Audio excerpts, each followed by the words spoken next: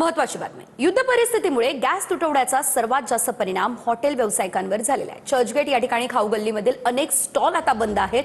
काही स्टॉल कोळशाच्या शेगडीचा वापर करतानाही दिसतात.